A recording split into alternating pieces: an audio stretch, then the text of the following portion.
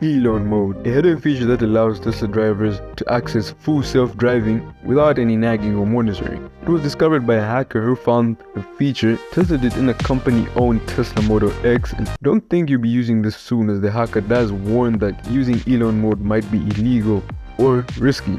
Reddit's moderators, or the unpaid volunteers who run the subreddits, have decided to protest Reddit's new API policy by making their subreddit NSFW, or not safe for work, or in this case, not safe for ads, because NSFW subreddits don't show ads and don't make money for Reddit, and some issues for the users. So Reddit could go down without fighting back. They have removed some mods with NSFW, reinstating some. So who will win this battle? Will Reddit back down and change its policies? Will the mods give up and accept their fate? EA, the gaming giant that everyone loves to hate, has decided to divide itself into two, EA Entertainment and EA Sports. Why? Because they want to empower their creative teams and drive growth, of course. Also because they have too much money and don't know what to do with it. Apart from making clunky games, the announcement was made by EA's CEO, basically saying that EA Entertainment will focus on making games with original and licensed IP, while EA Sports will focus on making games with sports, or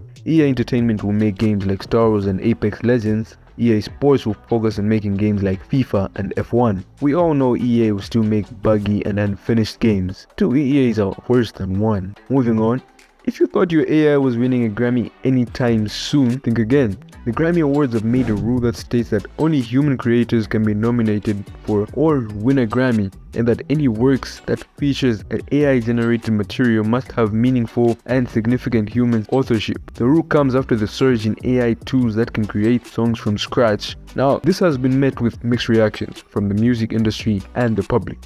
The EU, the big boss of Europe, has passed some new rules for batteries in devices. They want them to be readily removable and replaceable by the end user or independent operators. That means you should be able to take out the battery from your phone or your laptop without any hassle. But what does readily removable mean?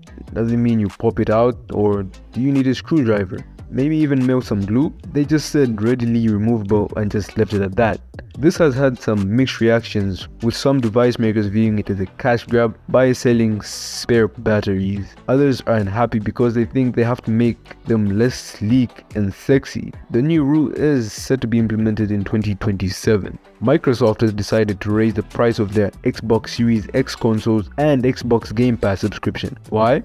Because they can, and they need more money to buy Activision Blizzard. The Xbox Series X will cost more in most countries starting August 1st. The new price will match the PS5, which Sony increased last year, while the Xbox Game Pass will also cost more starting July 6th. The base Game Pass will go up by $1 a month, while Game Pass Ultimate will go up by $2 a month. Microsoft says they are not related to the proposed acquisition of Activision Blizzard. They are just adjusting the prices to match local market conditions. Into the Apple news. The iPhone SE4 may not launch in 2024, according to Mac Rumors, who spoke to some analysts, saying Apple releasing an SE4 next year would indicate that Apple's rumored in-house 5G modem would not be ready anytime soon, which would benefit Qualcomm. But trusted analyst Ming-Chin Kuo said mass production of the in-house modem could begin in 2025 as the earliest, meaning Qualcomm will still have an edge with the iPhone 16. I think it could still launch next year.